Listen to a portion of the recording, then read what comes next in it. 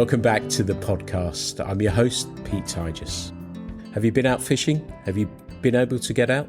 I hope if you have that you've enjoyed yourselves. I've been doing a little bit. I've been abroad, which if you're a regular listener to the podcast, you'd have heard all about that. We've released the new magazine as well, and feedback seems to have been really, really positive about it. So I'm thrilled. In the process of planning just a few more trips, and if they come off, I think they're going to be some fun. I'm pleased to be joined by my guest today, who has been in and around fly fishing for some time now. It's a fascinating story that I think you're going to enjoy. Welcome, Richard Ticehurst, to the podcast. How are you doing? Thanks, Pete. I'm very well indeed. It's fantastic to have you along. For listeners, though, I know your story and your backstory and your origin story, but can you tell us a little bit about where you're based and what that means from a fishing perspective?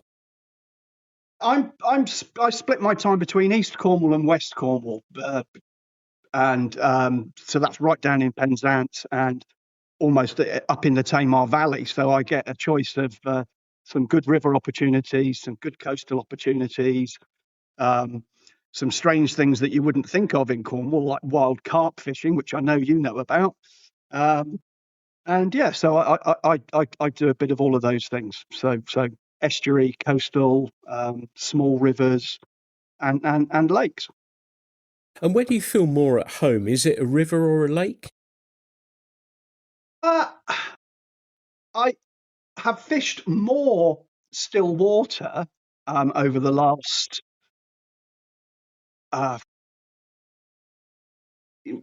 still water's been a big influence in my life from an early age. So I'm going down the wrong thread with as a teenager. But rivers have always been important. So it's been small rivers or big lakes. So it's been a kind of a mixture of those with a lot of coastal stuff thrown in ever since I was at college in the 80s. I realised that you could catch bass on the fly. And just using a trout rod, I have caught quite a few bass down the years just using, reservoir trout gear, and didn't see the need for, fast 10 weights and all the gear that a lot of people kit up with for bass these days. I think, just regular trout gear is pretty good. But yeah, I love small rivers, but I also love big waters too. So I think everything. I really am an all-rounder when it comes to fly fishing. You've hit a couple of interesting topics there already by saying about carp. You've talked about bass, and it must be interesting for you as well to see, as somebody, particularly with the bass, that you've been, as you say, been fishing for them for a number of years with a fly rod, to see so many people now starting to pick up a fly rod and look for other species. Yeah, very much so. I mean, I first went off piste away from trout in my teens when I realized I had a copy of Fly Fisherman magazine from the States. I think I stole it from the doctors. I can't remember. Or maybe I borrowed it with permission, and it had an article about how to tie deer hair mice. And the guy in the article was catching pike. And, I'd heard of Victorians doing it maybe in some old books, and pike were able to be caught on a fly, but I'd never thought of doing it.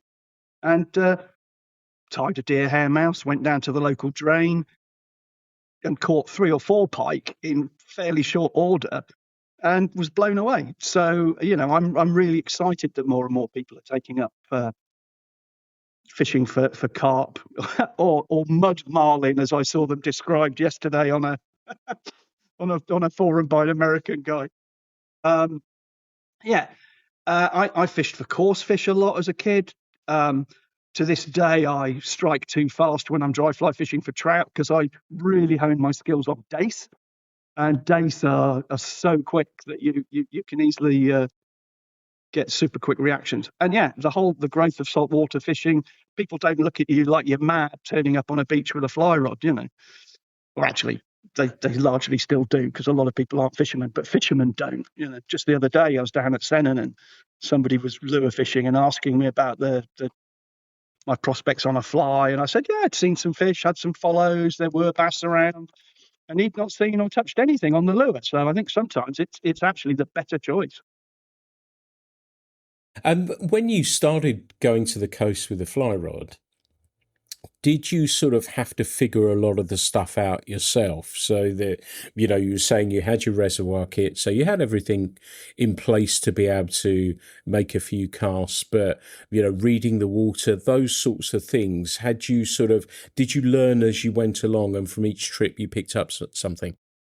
Yeah, it was, I mean, the first few trips I was beaten by the wind and the weather. My casting wasn't what it is now. Drifting weed in estuaries. Just, over time, you realise what conditions are going to be a goer with a fly rod, what times of year. Are there likely to be fry around or stuff inshore in the estuaries, crabs, shrimps, and things for the bass to feed on? And actually, down in Cornwall, there is somewhere to target bass all year round, literally all winter as well. They don't go away. So it was a big learning curve, and it was easy to get put off. And also thinking that I needed to be casting a long way. And that's the big thing. If anybody is listening and wants to take up saltwater fishing, just be confident. If you can cast 50 feet, 40 to 60 feet, that is plenty. But can you do it in a stiff onshore breeze and sort of waist high waves? Because those are the conditions when you want to be out there doing it. So, yeah. And I did. Yes, it was a steep learning curve. And I immediately think of things like stripping baskets, because then there probably wasn't much that you could. I remember reading about making your own and all that sort of stuff, but we didn't really know anything about those sorts of things, really. So did that sort of come latterly, or did you kind of figure those sorts of things out, or read something, or hear something? Well, yeah, I did. I did eventually figure it out and went down the whole, washing up bowl route. But before that, if you're not casting too far, and certainly when I was starting with a floating line, you can manage by holding coils of line and just find a position where the waves and the weed aren't catching the line on the water. So I wouldn't say to somebody you absolutely must have a stripping basket, but it would be high on the list of the first things to get after you've had your first few goes. But if you start with a floating line, the point being that the line is then floating on the water rather than sinking into it, and so it's less likely to get tangled. You can still achieve much, certainly in estuaries, but on the open coast, I think it's high on the list to get some sort of a shooting basket. And actually, the one I use now is I made myself using foam kneeling pads from Poundland and super glue and cable ties or strimmer cable. And there are various designs around the web. You can make a really good one for a fiver.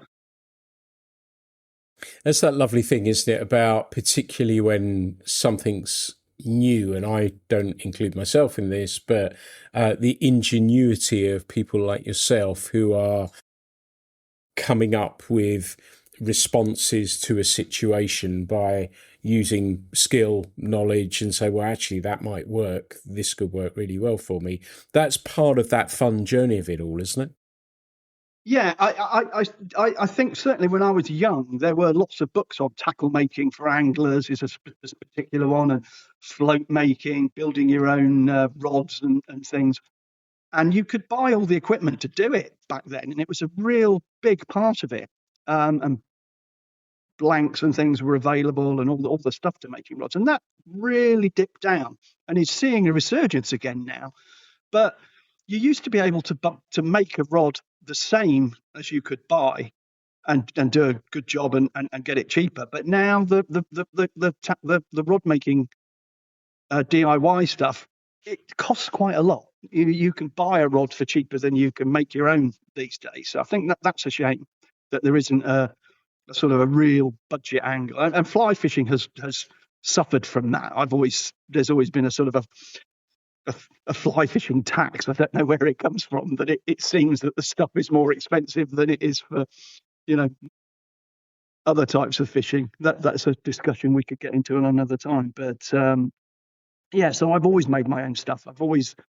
When I first learned to fly fish, I was aged 8. We lived up in Scotland. So my dad decided, okay, you're big and strong enough now, take you to the River Isla. But if you're going to have the patience for fly fishing, you need to have the patience to make your own flies. So he taught me to make my own flies before I was ever taken fly fishing. And I had an 8 foot fiberglass rod, a Shakespeare rod that I've been looking for ever since, because he gave mine away to a family friend who was learning when I was a bit older. And I'm looking for the same rod. I keep looking on eBay. I want this rod or the one the same back. Parked me on a gravelly run on the River Isla in Scotland. Taught me to pace some line out, drift it in the current, then lift the rod and roll cast it across. And it's the easiest way of anybody to learn to fly fish, somewhere where you're likely to catch fish straight away. I'd done some bait fishing and spinning. I knew how to sort of handle fish and wasn't scared of unhooking them and things. And he was right there. And within 3 or 4 casts, I'd caught a small grayling and a small trout, and was on flies that I had tied, a little Greenwell's spider and a partridge and green. I remember having 2 flies on the end, a level line, a rod length of sort of 4-pound monofill, 1 dropper, 2 flies, wet fly down and across, bang, I was in. And the whole making tackle thing has been really, really important with him, always messing around. I've spliced lines together. I just, coming up with alternate uses for things that aren't fly fishing specific and altering them to what I want, like little waterproof waste bag for surf fishing, and making my own line tray and things like that. I think it's really important. It is a thinking man. Somebody who's got a bit of DIY, you can make a lot of things for yourself. It's fun. Before I ask my next question, there might be somebody listening who has one of those rods in a shed, in the back of their car, wherever it may be. You better tell us which rod it is you're trying to find. I don't know the actual name, but if you've got an 8-foot long Shakespeare rod that's a sort of emerald green colour with black whippings and a chrome metal ferrule, fiberglass, black whippings, and the bottom few rings were edged with gold foil with a spiral overlay. I remember this. It's just a fiberglass Shakespeare rod. Get in touch with Pete and let me know. I'll buy it off you. There we go. Well, that'd be our public service announcement. So fingers crossed we can help you find that. And it's really interesting what you were saying about the patience aspect of it and getting you to tie your flies, and how that then allowed you to, because that makes perfect sense, doesn't it? Make the fly that you're going to cast out, learn to cast it out, and then perhaps even catch a fish on it is a really smart thing to do, isn't it? I had to tie a few, so that I had a small box. He bought me a fly box, and I've still got that, the smallest Wheatley that had clips on one side and magnetic stuff on the other, which I've still got. It's perfect little short session, chuck a few flies in it. So I tied up half a dozen wet flies, little size 12s, 14, something like that they were. Because you're going to lose some, you're going to get tangled up, you'll hit, you will get snagged up, and I don't want it to be a drama. You'll have more. And so that was fun. It was over the winter. He got the fly tying stuff out, and it was all planned. And we went to the river on a day that wasn't too bad. He knew the river was in good condition. He'd been out a few times and the fishing was okay. And brilliant. What a great way to do it. I understand a lot of people will have a casting lesson from somebody like myself, hint, hint, before they ever go fishing. And I think the way I learned was incredible, because it was about fishing. And the first step was, this is just a whippy stick. You can just flick the line out with it. We won't get into that. And then after I'd been doing that for a while, so we paused for lunch, there were sandwiches and snacks and a flask.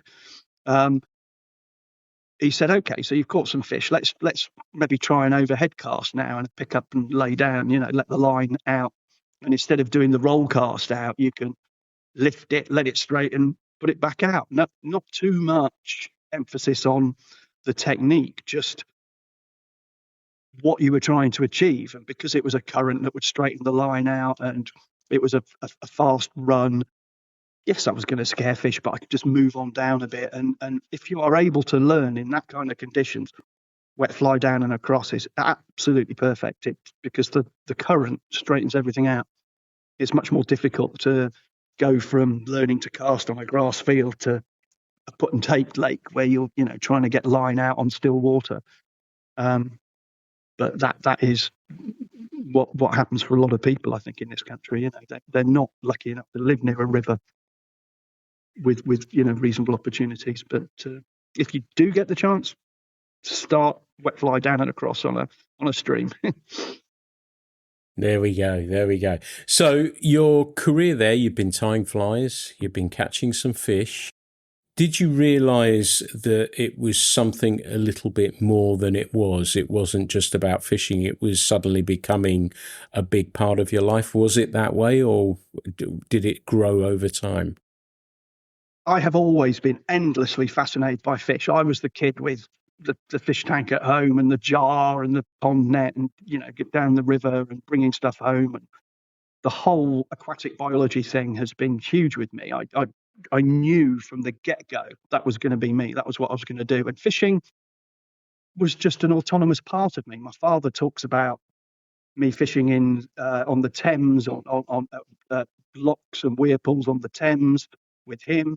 And he'd stick a 9-foot roach pole in my hand when I was 3 or 4, and I'd be effectively pegged to the bank with a tent peg and a bit, so I couldn't fall in.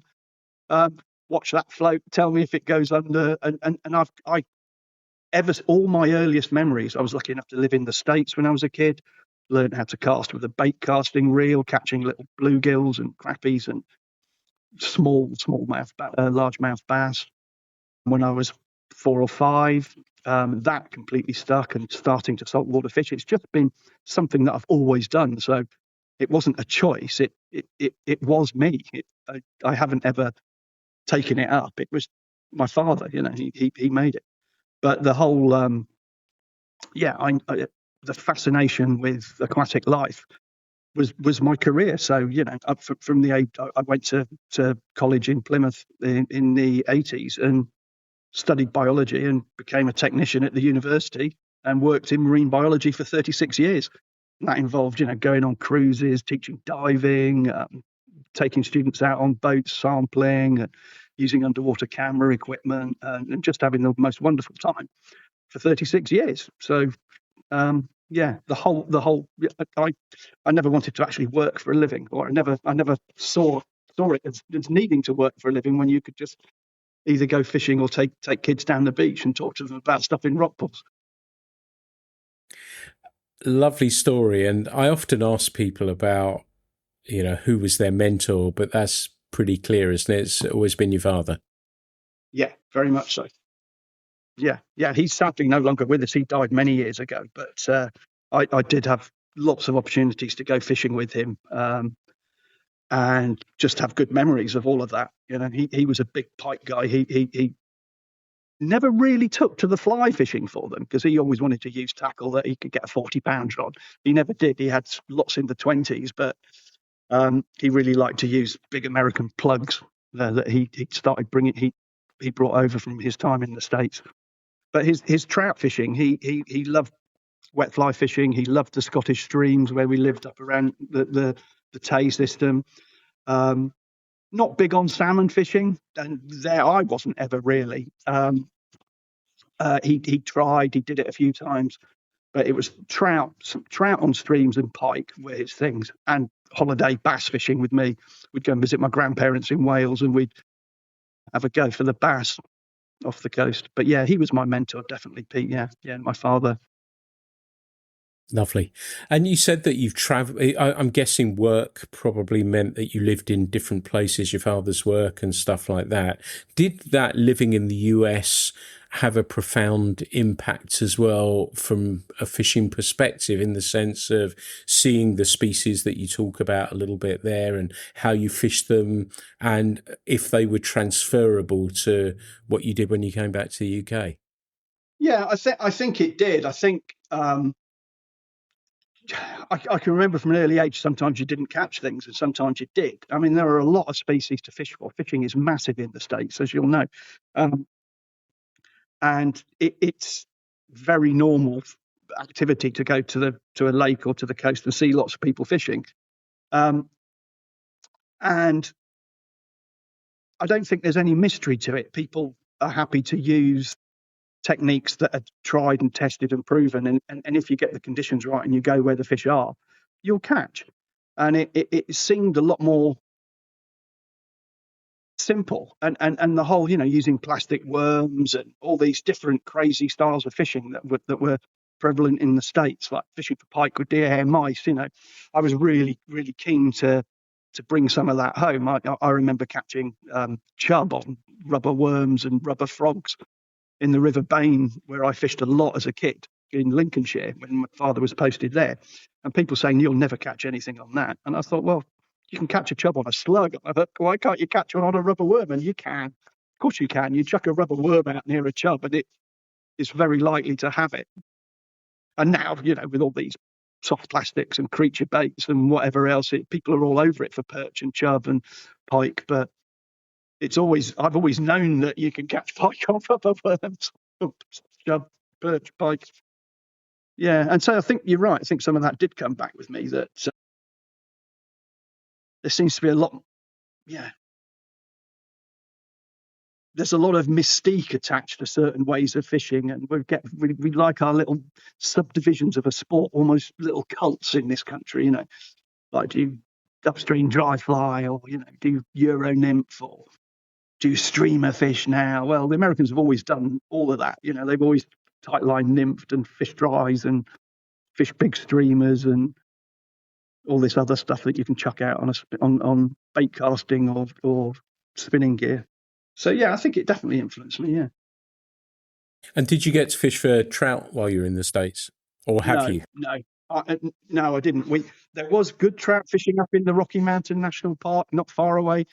I believe my father did, but I was a bit young it was before I'd ever taken up certainly fly fishing, and we did fish in some of the big reservoirs, but it was largely for the warmer water species in South Carolina. It's where I lived. It's interesting what you said about the rubber worm and all those sorts of things. And do you think then, and I was away with some friends recently who are much better anglers than I am, and I was thinking, right, I need to do what they're not doing, to do something a little bit different if they'd fished a pool or other people have fished it, that sort of stuff.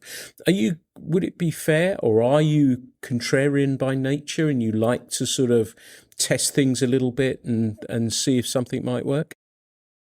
Very much so. Yeah, I'd rather catch nothing on a new way of doing it just to try. And people have things that they think don't work, and I think they've just used them at the wrong time. It's like some people have certain fly patterns. There's this myth of the Peter Ross. I've never caught a fish on a Peter Ross. I've never caught a fish on a Peter Ross. And I think, well, when have you tried it? Oh, I've only ever tried it after nothing else in my box has worked, and I stick one on and I haven't caught anything. So that proves that they're no good, And people often will only try a different method when their tried and tested methods don't work. So, that's why I was really happy to go piking with a mouse. That was a real revelation for me. And it was within about 20 minutes, wham, a 6-pound pike. Hammer, absolutely, like Jaws, rose out of a weed bed and smashed the fly, and then tail walked away, with blood red gills rattling and spray of water in the sunlight. It was incredible. That was like big game fishing for me at the time. That was just a whole new level. And people thought I was crazy and thought, well, you still catch bigger ones on a whole mackerel. And I was like, yeah, that's not the point. So did there come a time where, and it may not have come, you may be fishing all these methods side by side, but was there one where the fly rod took the lead and you thought, right, I'm more focused on this, or have you always been interested in all form? I've always had a real soft spot for fly fishing, but I haven't done so much in the last couple of years, but for years and years and years, I've been regularly going out wrecking out of Plymouth, catching 20-pound pollock and cod and coalfish and ling and conger, and really like that sort of thing as well. So I've always had mixed interests, but the fly fishing is really, really special, I think, because it goes right back to the start when I was an 8-year-old kid, and really there is something this whole purist thing, isn't there? But there's something very pure about a rod, a line, a bit of leader, and a fly that is really leveling, despite the minutiae of different clades of fly anglers that there are now. It is very, very simple. You don't need a lot of stuff. But then, it's still easy to take way too much stuff. As we all know, we cart all this stuff around and end up using the same fly all day and the same, you might need a spare bit of tippet, one fly box, a tin of float, and that's you. If you're confident enough to have that approach, if you know your water well, or you say, actually, I don't want to be geared up for everything. I'm going to do this today, and if it isn't right, I'm still going to do it because I don't want the stress of thinking, oh, I should be nymphing, or there's nothing rising, I'm not going to get anything, or the other way around, thinking, oh, I should have dries on, the fish are up in the water. I do quite like just sticking to a method and thinking, right, I'm going to go and I'm going to do this today because I've got a feeling it's going to work. And if it doesn't work, there's always tomorrow.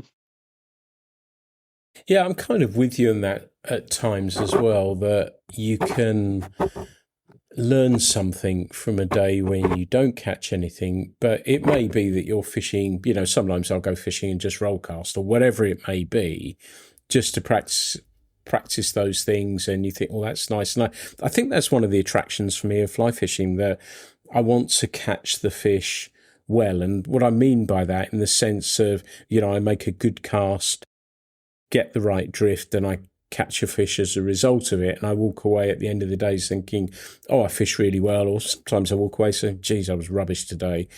But those sorts of things are attractive, and sometimes you can bring other stuff into it that you can lose that essence of it, but that sort of fun aspect of it, I think, is what makes us coming back, isn't it? Yeah, very much so. I mean, I've got so many different fly lines, it's not true, and I still find myself pretty much just using the one that I started out with, and even though I think, I should be going on to for bass fishing, I almost always use an intermediate line, even with floating flies, because if you pop it underwater occasionally, that's deadly when it floats back up, and if it fishes underwater, well, that's fine, they'll still take it. And you think, I should have switched to a floater or maybe a fast sinker, and I often just choose to not do that, to not have to lug all the extra gear around, knowing that it's not about maximizing the potential, it's about enjoying it and the surroundings and all of that. We don't just go fishing to catch fish, do we? Because clearly trying to catch a salmon or a bass isn't the most likely thing sometimes, with a fly rod, and you have to have other reasons to be there, be that, for the solitude. And that's another interesting thing that leads me on to, I'll go fishing with friends, but I don't expect to fish next to them. If I'm in a boat with somebody, sometimes it's it's a very different experience because you're 10 feet from somebody rather than 100 yards away. I don't mind being able to see somebody else, but I really like fishing on my own. The majority of my trips are just me. Yeah, I'm enjoying that more and more. So I don't know if it is, as I've probably said on here 100 times, that when I was guiding, I was used to being next to somebody on the river, but now I like to actually go fish on my own. And sometimes I'll be with them when they catch fish. And my friend Ray's been over, caught his first carp, and then I just left him to it after that. I wanted to be there when he did it, and that was his first carp on the fly, and I was really thrilled about that. So, and then I'll go off and go fish. And you also said some interesting things about fly lines as well, and I'm sort of a fellow line geek, and I've got a salmon line that I'm going to spool up later today and try out, and that's part of the fun of it, isn't it? That to me, fly lines are such an intrinsic part of our pastime, and I just get a thrill of if I have a new rod, or if an old rod that I've not gone out for a while, I have some real fun getting a bunch of different lines and playing with them. And it sounds to me as though you've taken that a little bit further with the splicing of the lines and all of those sorts of things as well. But it's quite fun, fly lines, isn't it? Yeah, it really is. It really is. The splicing thing was I wanted a line with a sinking head and a floating running line. So I, chopped the head off a weight forward eight and spliced it onto a sinking weight forward eight and spliced it onto the running line of an old floating running line that I had that the head had worn out. And there are loads of different ways of doing it. I did the one where you sort of use a needle and thread it through with super glue through the thing, and you don't trust it at first, but then you pull like hell and you realise it's strong enough. And yeah, and you can get. This was all with mill end fly lines from John Norris. Actually, he used to sell the mill end fly lines for about £4, I seem to remember, years ago. But love them or hate them, you can get all these offshore lines from China now that are pretty damn good for the money for just a few quid a go. So for anybody that fancies experimenting with different lines, you can get perfectly serviceable lines pretty cheaply. And I don't mind buying second-hand lines. I find that a lot of people don't do a lot of fishing, so most second-hand fly lines that you'll buy are in pretty good condition because they spend a lot of their time on a reel. I think the majority of fishing tackle spends most of his time sat in a wardrobe or in a shed not being used. So secondhand is there are good bargains to be had out there. But yeah, I think lines are fascinating. Having learnt on a level line and then graduated into double tapers, I understand now that a level line is still a perfectly good line. The running line off any old weight forward tends to be about a level 2. So if you're into stream fishing and you don't want to go and buy it, or you want to try it, you don't want to buy a new line, just use the worn out, the bit at the back which isn't worn out, because most people don't cast a lot of it out there, and just use the running line off an old weight forward as a level line, and with a leader on the end of it, you're going to get enough decrease in taper to turn over really, really nicely. And in fact, it's got common in the last couple of decades to have a stream profile, small stream profile line, which just have a short, steep taper at the end. Well, go one better. Just don't have a taper at all. Let the leader be a taper, and you get amazingly good turnover. Particularly if you're using the sort of 15 to 20 foot leaders that are so common these days. A level line really helps get the impetus into the butt of that leader.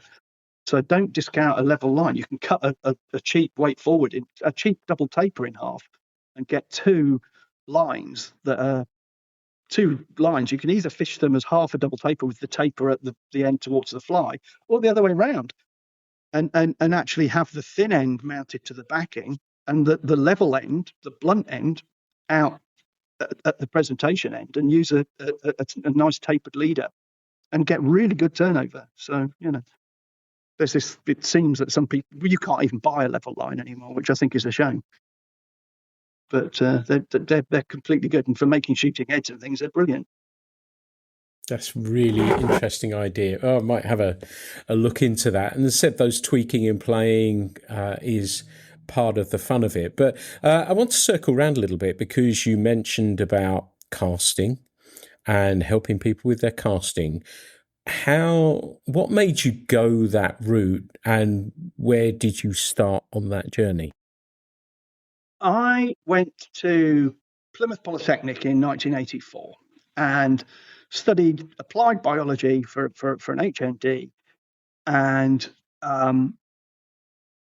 kind of drifted after that. Ended up back at home and had some summer jobs and didn't really, wasn't really moving on, and was sort of stalling, the sorts of getting into the things that you get into when you're at college. And my father was like, you really need to be doing something here. What are you doing? I was at home over the winter after finishing at Plymouth, and was reading a magazine. You might have heard of it, Trout and Salmon, and looking in the classifieds, as you do, looking for fishing. I was back in Lincolnshire. It was winter. Just reading it, and saw an advert: trainee game angling instructors wanted.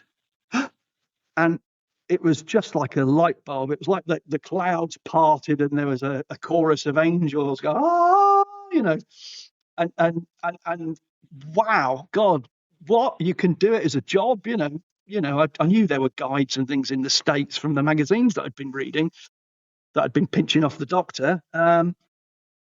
But wow, what could this possibly be? So there wasn't a phone number or anything. There was just an address. So I wrote off a letter. My dad helped me write it there and then, what I did.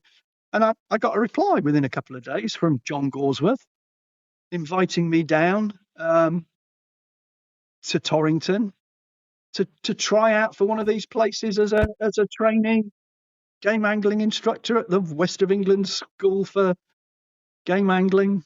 It went through a few different names, actually. It was the West of England Centre for Game Angling, and then the West of England School of Fly Fishing, and then when Simon took it over, it was the Simon Gawesworth School of Fly Fishing. But it was all set up by his father, and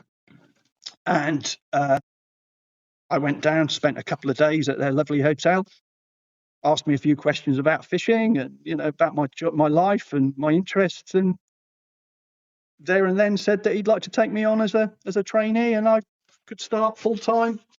So I went home, packed a bag, came down, and in the winter of, it was the very early spring, still the winter of 1988, I took my tentative steps, which was just such an eye-opener. Myself and two colleagues, Alex Henderson, who is sadly no longer with us, and Cameron Smith, who still fishes, and he's based up in the north of Scotland.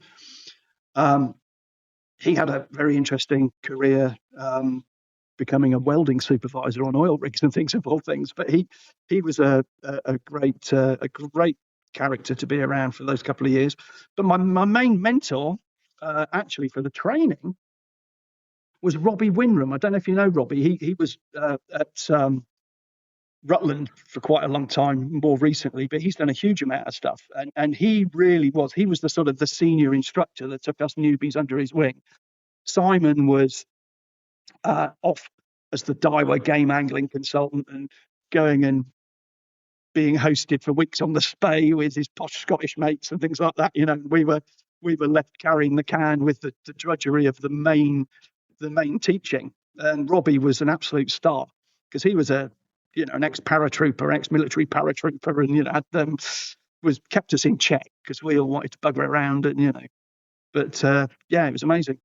But Simon, just watching him cast, and what a revelation, and then realizing that we were going to be taught how to cast like he did.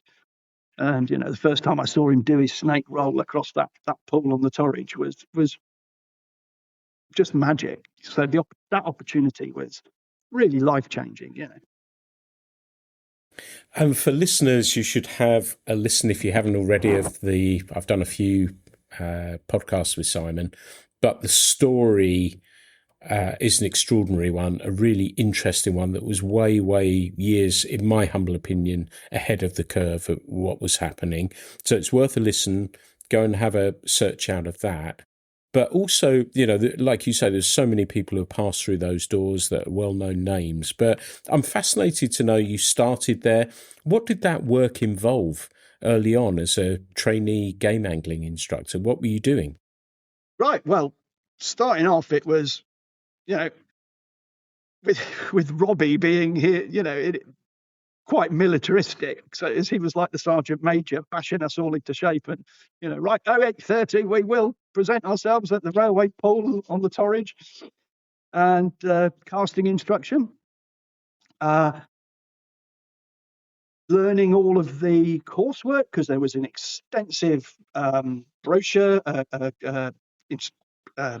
course manual that we had to become very familiar with, and possibly suggest updates and bits that we could do. And the boss was very keen to know what individual things we could bring. Like Cameron was hired partly because he was a shooter to manage to be the keeper for the shooting, because there was a bit of shooting attached to the hotel that he was going to do. I was good at fly tying, and we all had different skills to bring. So we'd practice some casting. We would learn the course materials. We were practicing teaching. Very importantly, they were probably the first. I don't know, it could be, but Buck had bought some video cameras, these massive big Panasonic VHS with a whole VHS tape in and a suitcase-sized battery and big tripods that we would lug around, and we would video the clients. And initially, we videoed ourselves to practice doing this, and we'd go back and look at videos of ourselves casting and, understand loop formation and what happened with stroke length and, changing the anchor point and the size of the D loop and all this stuff that was just completely new to me. I just went out and cast, didn't really think about it, and had got my dad cast well, so I learned how to cast well. But to break it down and actually be able to see a cast, and you could slow it down, rudimentary, but you could freeze frame and slow down, and we could sell those videos to the clients as a side thing that the boss was keen. We could do that. But that was novel. I mean, today we've all got a mobile phone in our pockets, so there's no excuse.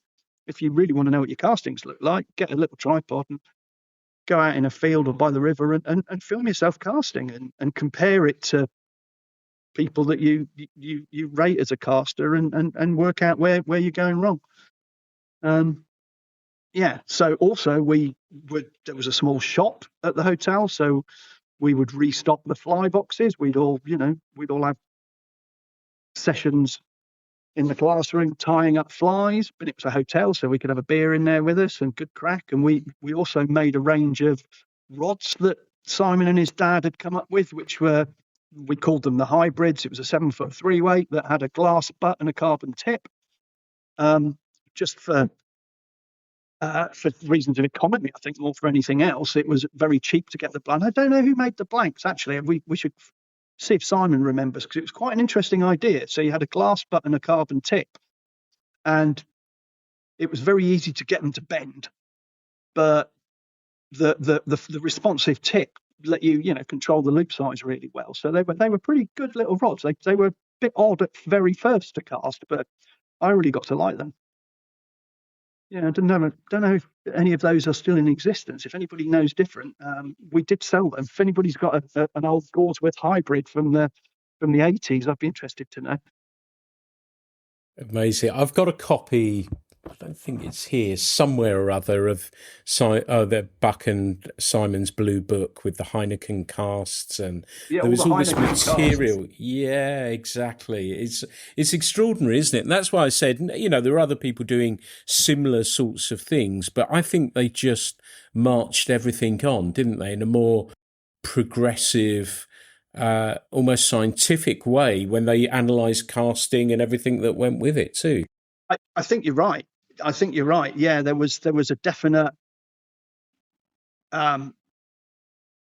teaching skill. John was a teacher. Buck was a teacher, and the whole pedagogy, to coin a phrase, the science of the teaching was really important to him, and it was about breaking stuff down. And interesting now when I speak to fellow people about the techniques of instructing, and I'm on Sexy Loops, Paul Arden's site, and there's always all sorts of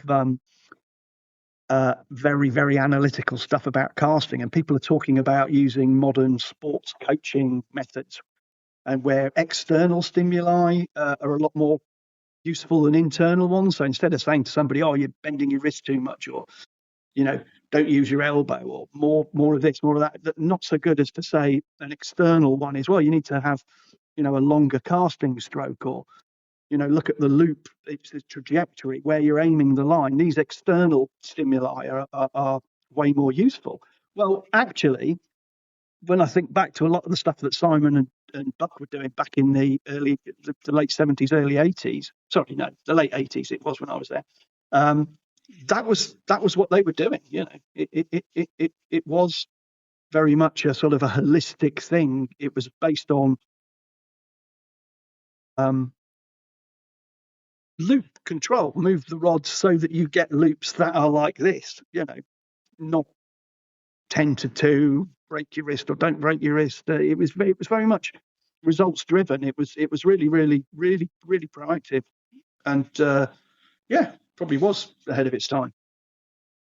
What was that first day with your first customer like?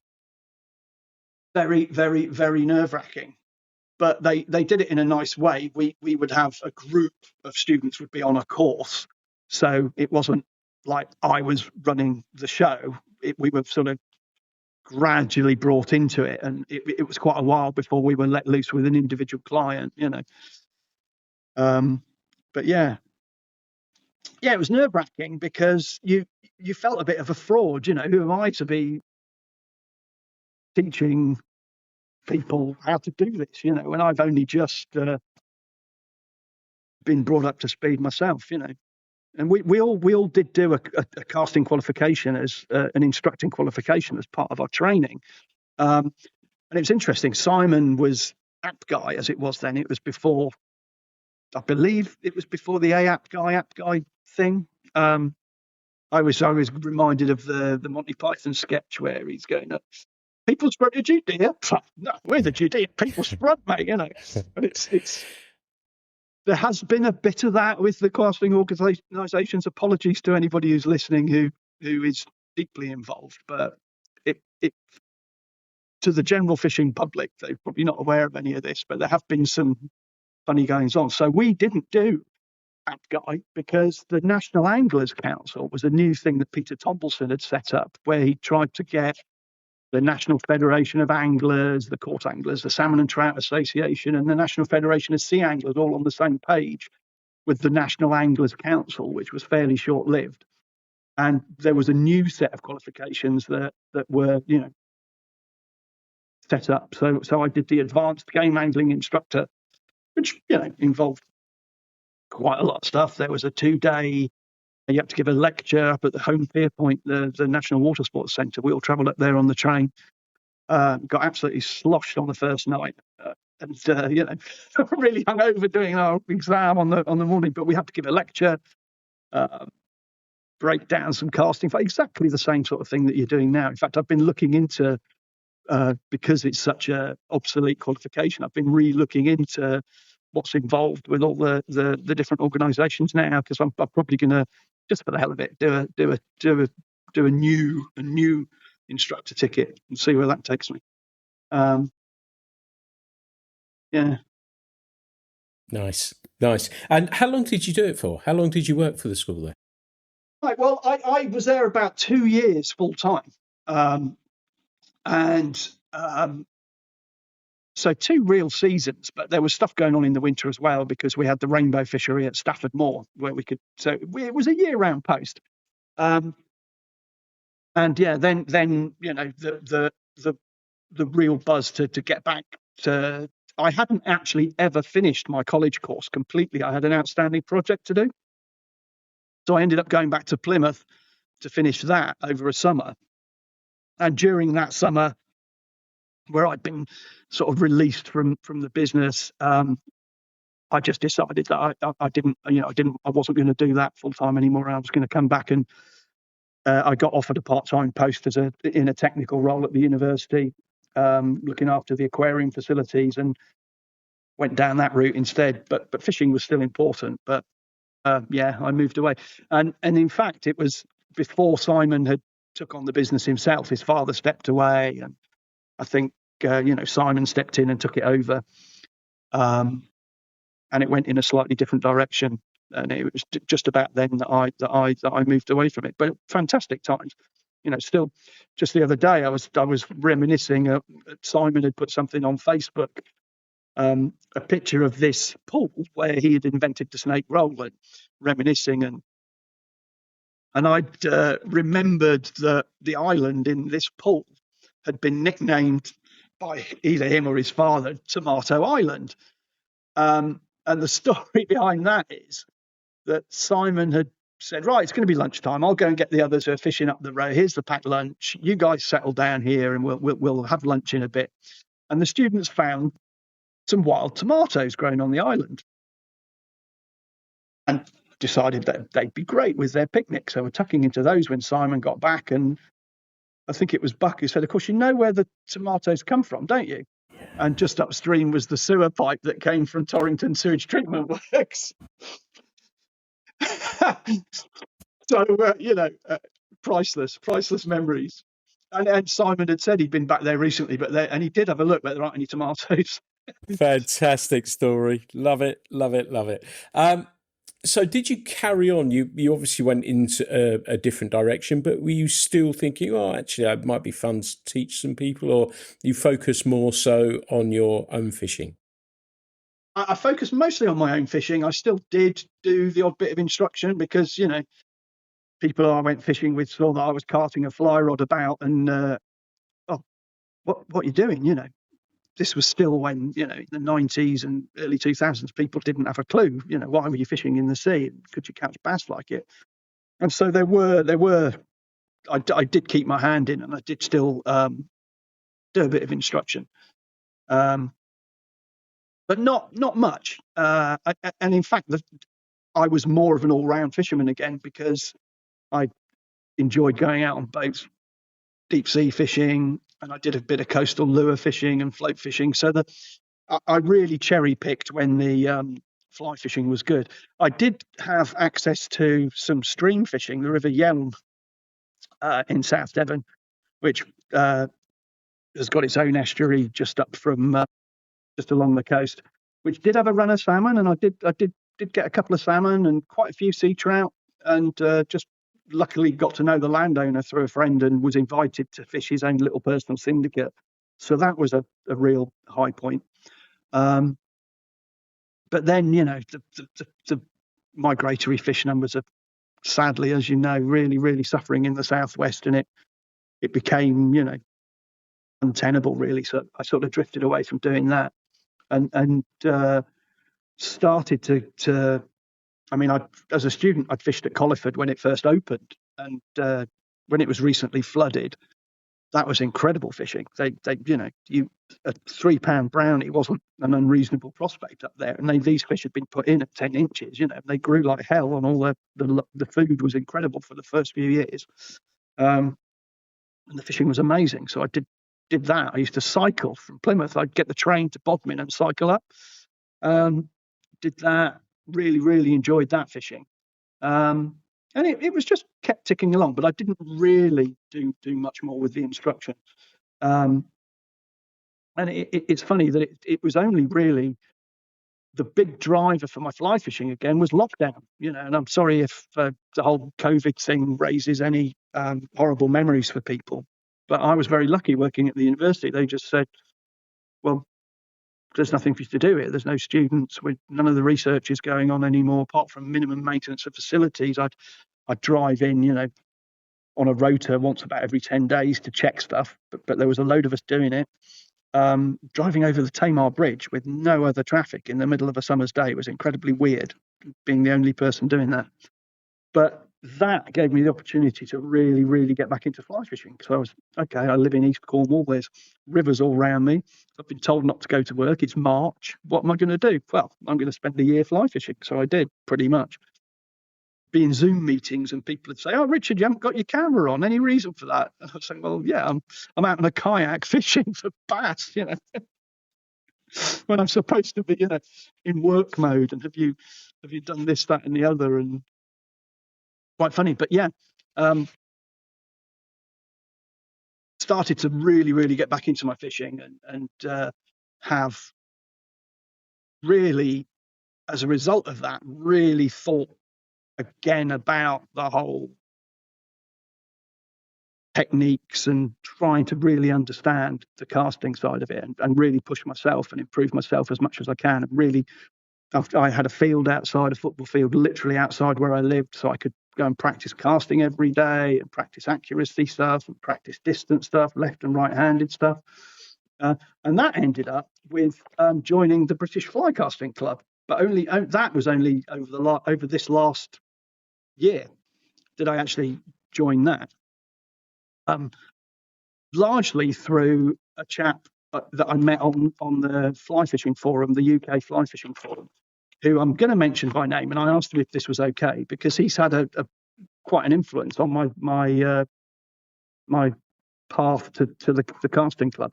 Chris Avery, who would make a really interesting guy for you to speak to,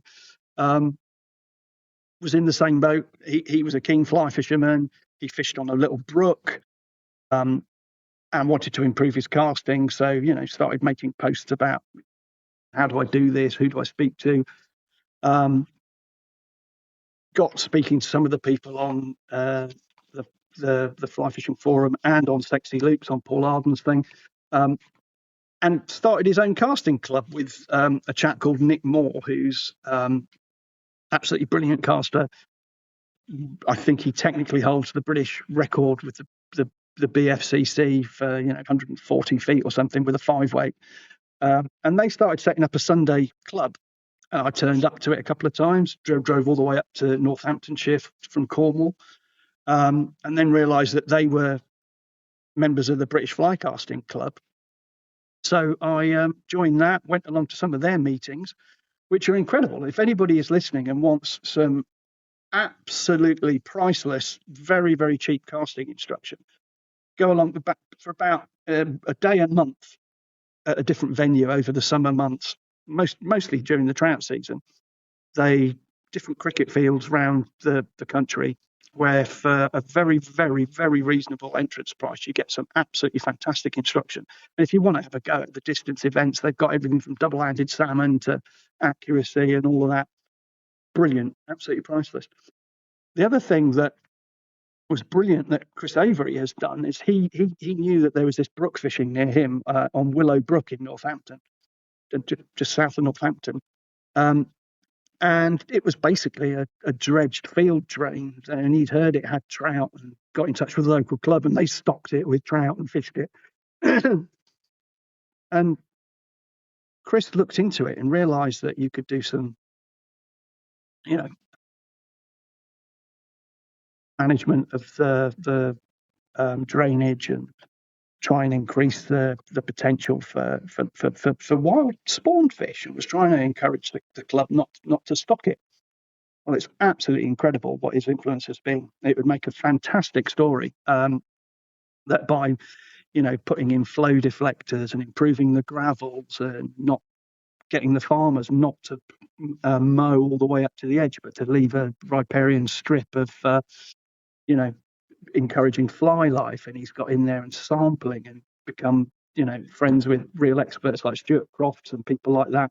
The Wild Trout Society are involved, the EA are involved.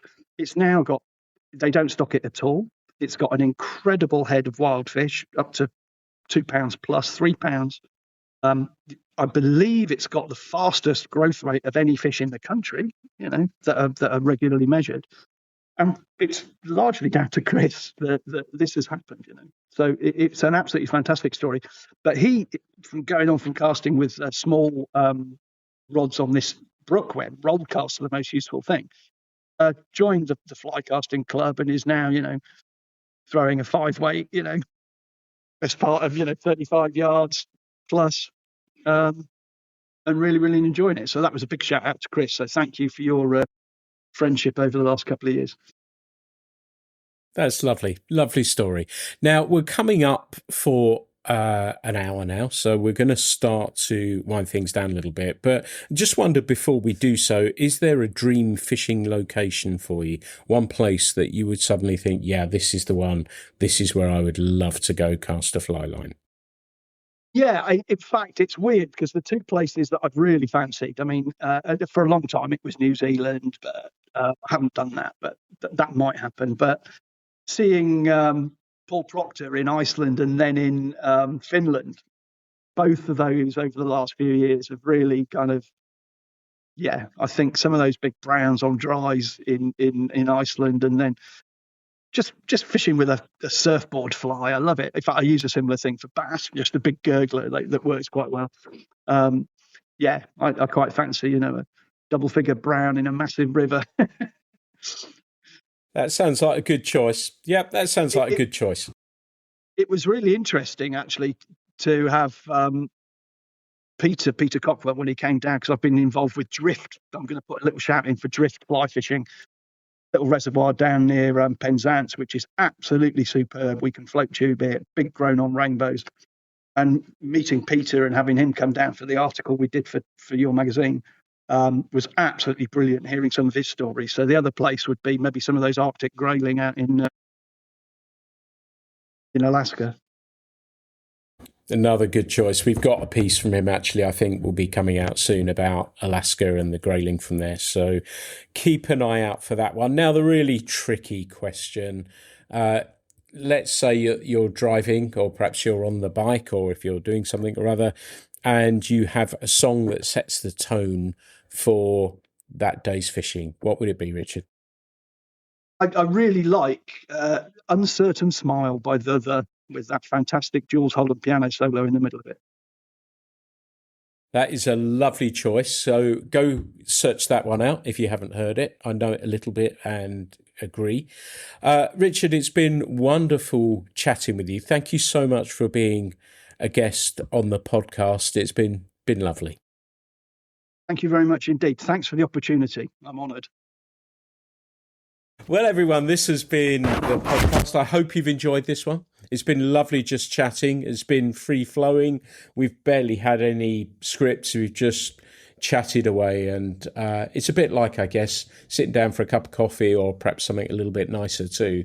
And that's how I like these podcasts to roll. So I hope you've continued to enjoy these. As ever, there's never going to be any charge, but thank you. Thank you so much for listening to the podcast today. Thanks for listening to the Fly Culture podcast, brought to you in association with the Voice of Game Angling, Trout and Salmon, where Pete is the editor.